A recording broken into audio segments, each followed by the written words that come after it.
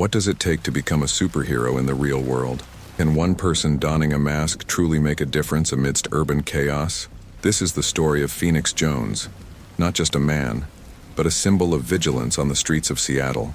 His journey from an ordinary citizen to a figure of intrigue and debate weaves a tale of bravery, moral dilemmas, and the fine line between law and justice. Delve into the life of a man who chose to stand against crime in a way most only dare to imagine, facing adversaries and allies alike. Discover the reality behind the mask, the impact of his actions, and the enduring question of what it means to be a real-life superhero. But before we dive in, please take a second to hit the like button, subscribe to the channel, share the video, and hit the bell icon so you don't miss any of our uploads. All right, let's get into the story.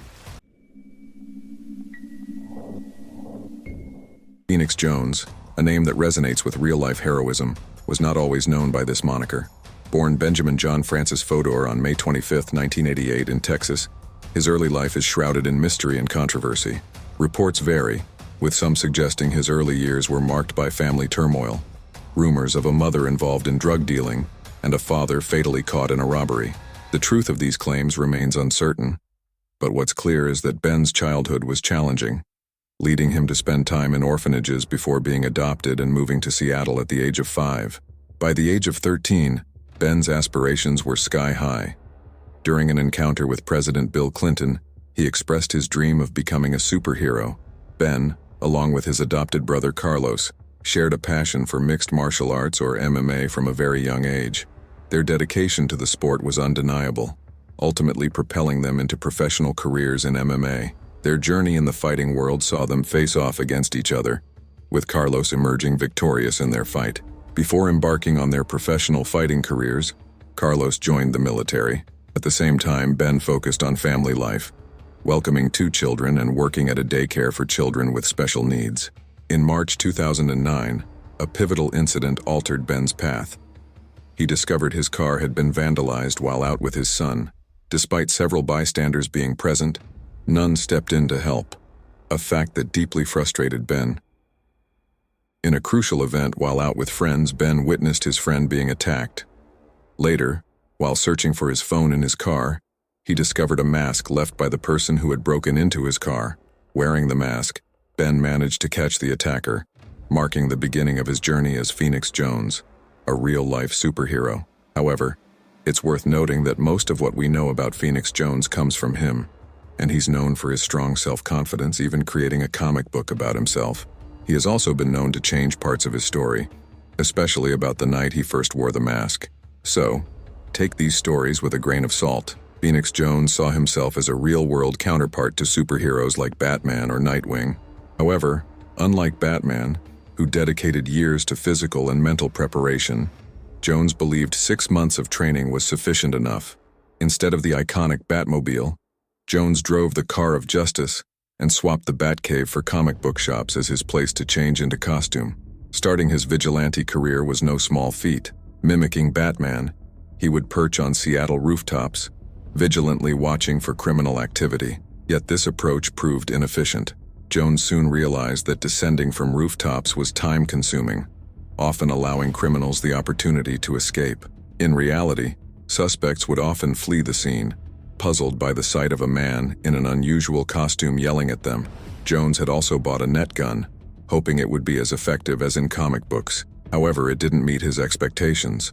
In one instance, while pursuing a suspect, Jones attempted to use his net gun.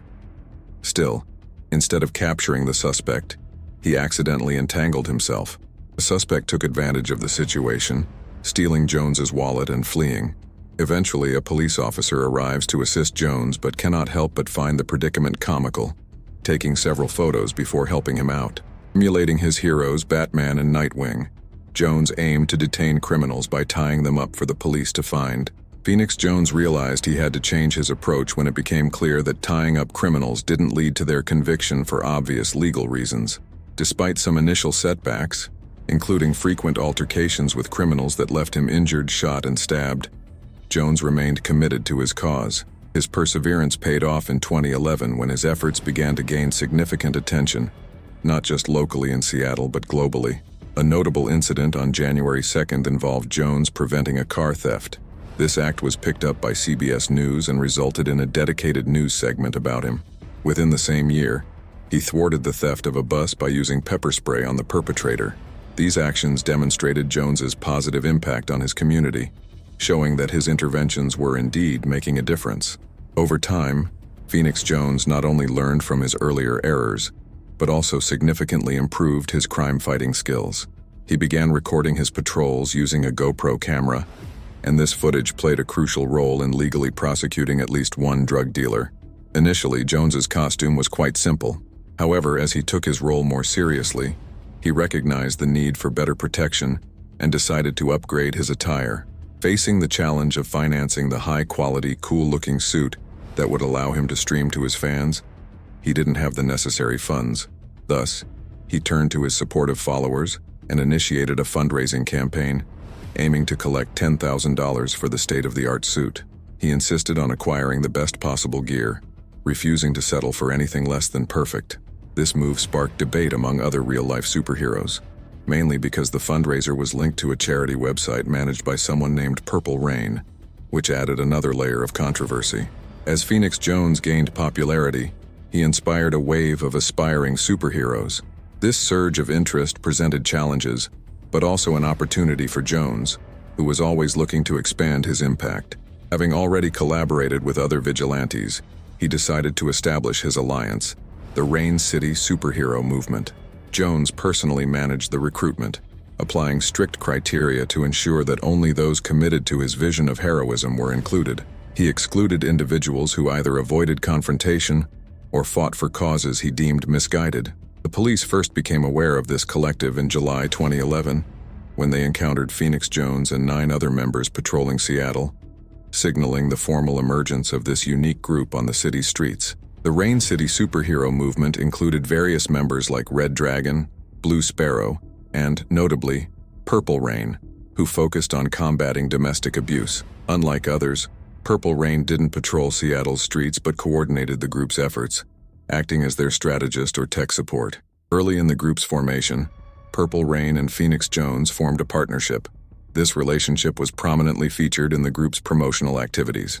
Many believe that the caliber of their adversaries can measure a superhero's merit, and Phoenix Jones has encountered his fair share of opponents.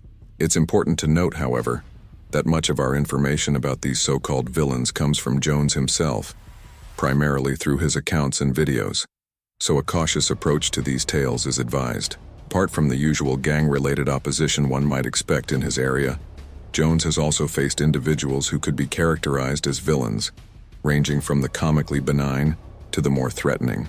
Among the less dangerous foes was Fishstick, known for hurling fish at Phoenix, and the League of Inconvenience, more of a nuisance than a threat. However, there were also individuals like Scarlet, who were involved in more serious criminal activities. Among the adversaries Phoenix Jones faced, the most noteworthy was someone he believed to be called Arsenic. However, it turned out the individual's actual moniker was Arsonic, a name resulting from a misunderstanding. Still, for simplicity's sake, we'll stick with Arsenic. Arsenic engaged in arson, setting fires in areas where Phoenix Jones frequently patrolled and even leaving behind notes to provoke him. This behavior was taken very seriously.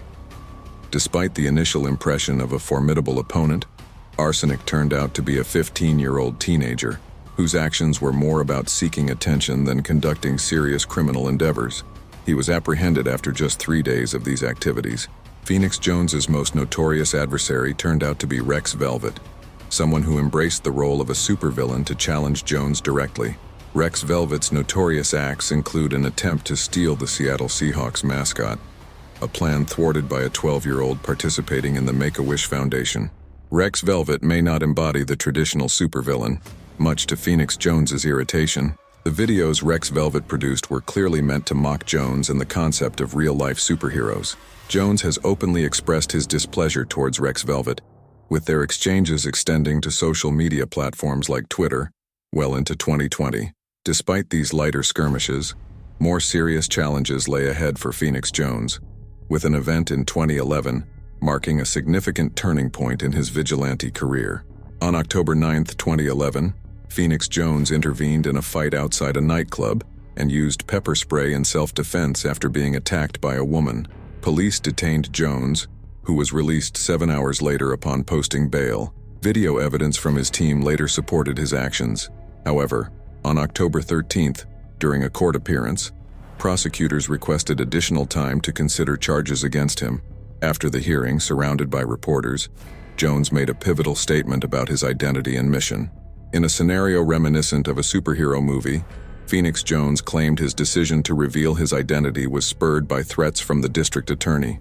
However, this account is solely based on his statement, especially since he had already unmasked himself in the courthouse following a court officer's directive.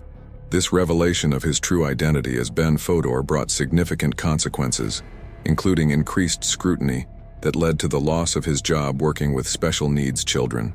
Moreover, making his identity public introduced greater risks to his safety. With his active presence on social media platforms like Twitter and Instagram, it became easier for others to track his movements and location during patrols. In the years following, Phoenix Jones experienced a period marked more by quiet than by the dramatic events of his earlier career, with moments of fun, such as a swift victory in a consensual fight. However, 2013 brought personal challenges. His wife, known as Purple Rain within the superhero community, left him for another superhero, Renegade, who she claimed was superior and hailed from the UK. Despite this personal setback, Jones still had the Rain City superhero movement, or so it seemed, until 2014. The group had faced internal discord, particularly over the issue of illegal weapon use by certain members, a concern for Jones, who aimed to maintain the group's integrity. Ultimately, this led to the disbandment of the Rain City superhero movement in May 2014, as Jones sought to avoid any damage to the group's reputation. Jones later reflected critically on the Rain City superhero movement, suggesting that it included some inappropriate members and suffered from poor organization. Following the group's dissolution, he attempted to re-establish it as a formal company, yet this incarnation appeared to make little impact and remains inactive. Phoenix Jones's venture into vigilantism seemed to conclude in 2019 with his announcement of retirement. However, many thought that an incident in January 2020 would definitively halt any possibility of his return to superhero activities. In a strange turn of events, Phoenix Jones was actually apprehended for selling MDMA to undercover law enforcement officers. His involvement with illegal drugs was not an isolated incident. He conducted transactions online before physically delivering the drugs, and even agreed to provide additional supplies upon delivery. Additionally, Phoenix and a few associates were caught with nearly 4 grams of cocaine. Following his arrest, members of the local community alleged that he had been engaged in selling drugs for years, reportedly even conducting some of these transactions in his superhero attire. This revelation casts a shadow over his entire superhero career, especially his encounters with drug dealers. His 2020 arrest for selling MDMA to undercover officers cast a shadow over his crime-fighting image, revealing actions at odds with his professed ideals. Moreover, allegations suggested he sometimes sold drugs while donning his superhero costume, further muddying the waters between his persona and his actions. This incident wasn't just a personal failing. It sparked a broader debate on the ethics of vigilante justice. On the surface, it looked like the end of the road for Phoenix Jones. With his retirement announced, his image marred by revelations of drug dealing, and a noticeable absence from social media, it seemed Ben Fodor had left his superhero persona behind. However, the allure of Phoenix Jones proved too strong for Fodor to ignore indefinitely. Jones made a comeback at the end of May 2020 through a Twitter post, offering assistance to anyone in downtown Seattle amid the protests following George Floyd's death. Despite the inevitable jokes about his past as a drug dealer, the response was largely positive, indicating a community ready to embrace him once again. This reception suggests that people were either willing to overlook his transgressions, acknowledging the positive impact he had made, or they were captivated by the fantasy of a real-life superhero presence.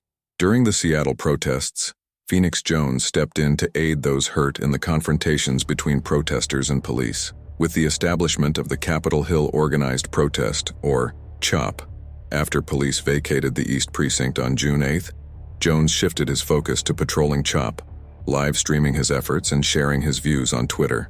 He expressed respect for CHOP's demonstrators' rights to free speech and to bear arms, committing to intervene only in crimes that posed a danger to people's safety. CHOP, created in the wake of police brutality protests, operated without a traditional police presence, relying instead on a community-led security force. Jones, blending in with this environment, eventually left CHOP on June 17th but continued to comment on its dynamics, including expressing disagreement with the Black People-Only Healing Zone in Cal Anderson Park. Returning to CHOP amid escalating violence, Jones's critical views on the safety of the zone led to his and other superheroes' banishment by CHOP security on July 21st. This exclusion reflected the complicated position Jones found himself in within both the superhero community and CHOP, especially after his controversial past actions. Despite this, Jones remains active, engaging with his audience through social media and live streams, addressing questions about his past while continuing his patrols. The public's reaction to his return suggests a willingness to overlook his previous mistakes, highlighting the allure of the superhero ideal he represents. Ultimately, Phoenix Jones has undoubtedly assisted many individuals over time. However, his significant ego and questionable intentions are apparent. Whether his positive actions outweigh the negative ones is a decision for you to make. Phoenix Jones's tale extends beyond individual actions to spark essential debates on vigilantism and community policing. His mixed legacy compels us to examine the fine line between civilian-led safety initiatives and legal boundaries. Reflecting on Jones, we confront the broader impact of taking justice into one's own hands, challenging our understanding of heroism, legality, and community responsibility. This discussion is crucial for evaluating the implications of real-life superhero endeavors on society's approach to crime and safety, urging a thoughtful consideration of the balance between individual courage and collective security.